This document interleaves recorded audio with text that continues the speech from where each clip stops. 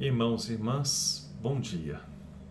Hoje, segunda-feira, da 21ª semana do Tempo Comum e dia de Santa Rosa de Lima. Então, nesse dia de festa para a igreja, especialmente nós da América do Sul, porque é a primeira santa, a primeira mulher canonizada de todo o continente sul-americano, a gente pede a intercessão dela por nós, pela nossa vida, pelas nossas famílias e pela nossa fé.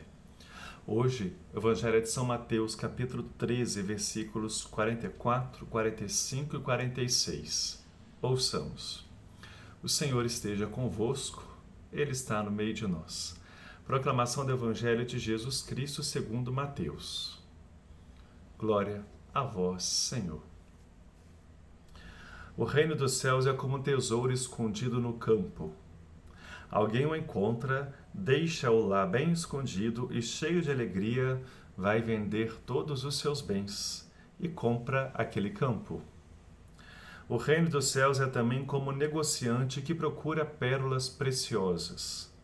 Ao encontrar uma de grande valor, ele vai e vende todos os seus bens e compra aquela pérola. Palavra da salvação. Glória a vós, Senhor. Então, nesse Evangelho, irmãos e irmãs, Jesus está apresentando para nós o valor do reino de Deus. E ele compara o reino como um tesouro e uma pérola preciosa. O que a gente pode refletir nessas duas pequenas parábolas que Jesus conta? Primeiro, ele não está explicando como é o reino de Deus. Ele está mostrando para nós o valor que o reino de Deus tem na nossa vida.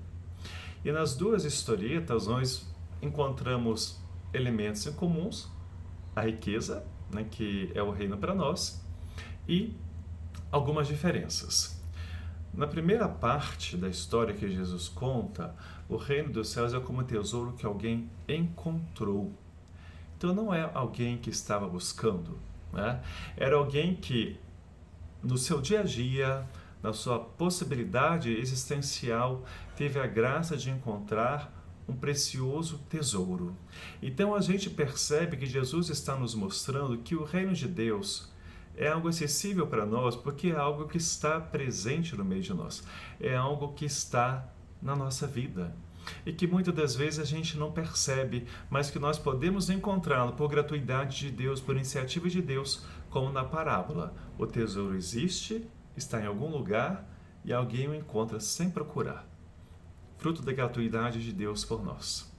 O outro elemento que aparece na outra história, melhor dizendo, é sobre aquele homem um negociante que procura pérolas preciosas, ou seja, é a profissão dele procurar pérolas preciosas. Ele conhece as pérolas, sabe qual é de valor e sabe qual não é.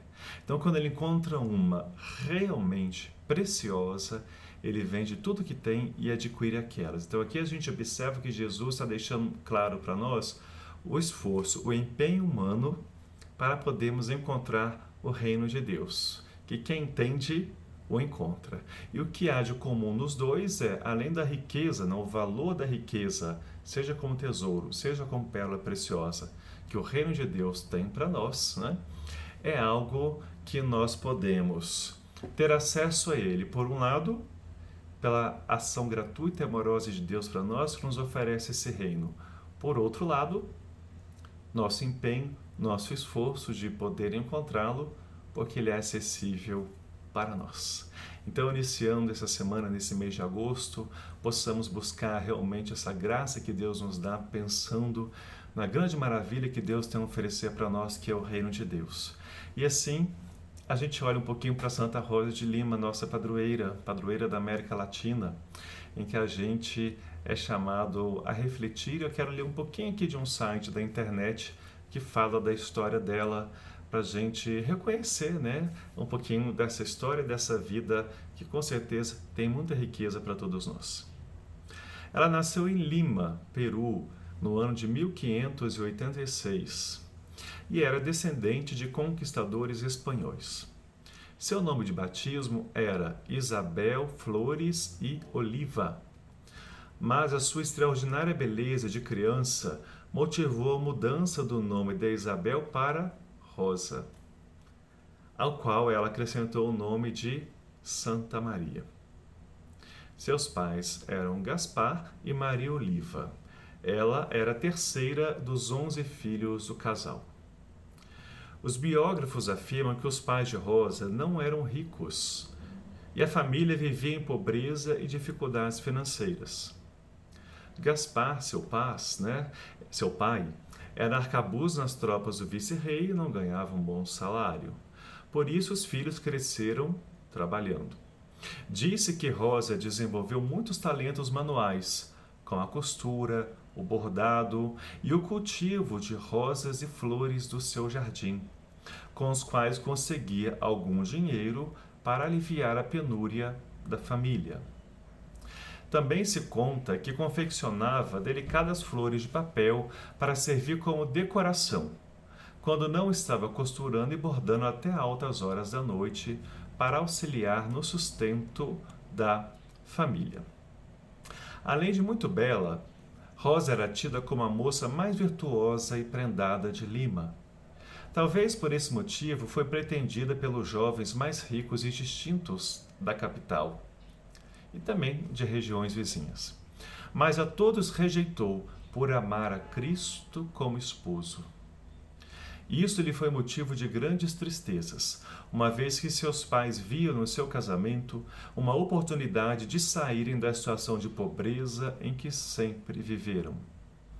Muitas vezes foi castigada pela sua mãe, Maria Oliva, que queria forçá-la a se casar e não cessava de expô-la à sociedade local por ser muito atraente. Mas no fim, através de muita oração e com a ajuda de seus confessores, recebeu dos pais a permissão para usar o hábito terceiro franciscano, que nunca deixou de usar, mesmo quando se tornou terciária dominicana. Em idade de casar, fez o voto de castidade e tomou o hábito da Ordem Terceira Dominicana após lutar contra o desejo contrário dos pais. Construiu uma cela estreita e pobre no fundo do quintal das casas dos pais e começou a ter vida religiosa, penitenciando seu corpo com jejuns e cilícios dolorosos.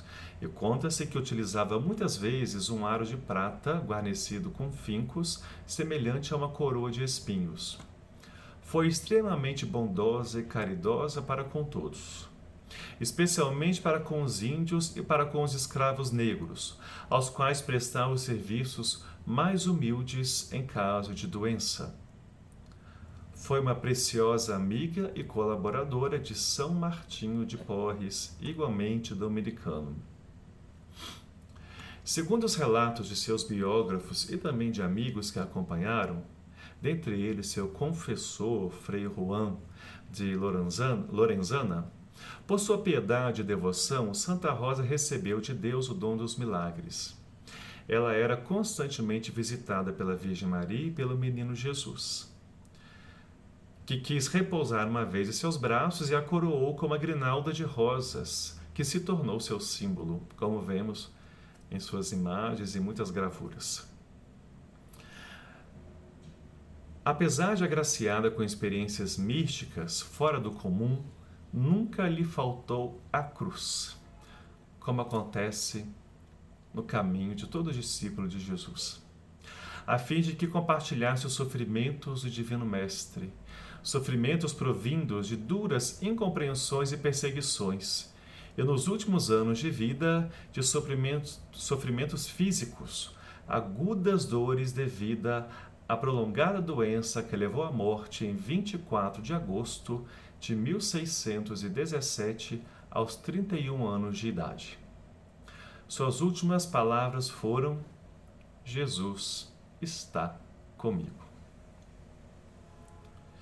A gente percebe, então, nessa breve síntese, que Santa Rosa realmente soube buscar a pérola preciosa em sua vida e encontrou o tesouro de sua vida. Que nós nos inspiremos no exemplo dela, então, para podermos hoje, nos tempos que vivemos hoje, no mundo em que vivemos hoje, encontrar a riqueza do reino de Deus para nós. E quero terminar com uma fala do então cardeal Ratzinger, que depois se tornou Papa Bento XVI, falando sobre Santa Rosa de Lima. De certa forma, essa mulher é uma personificação da Igreja da América Latina. Imersa em sofrimentos, desprovida de meios materiais e de um poder significativos, mas tomada pelo íntimo ardor causado pela proximidade de Jesus Cristo. Que nós hoje tenhamos ardor parecido. Santa Rosa de Lima, rogai por nós. O Senhor esteja convosco, Ele está no meio de nós. Que desça a bênção de Deus Todo-Poderoso, Pai, Filho e Espírito Santo. Amém. Uma boa segunda-feira para você.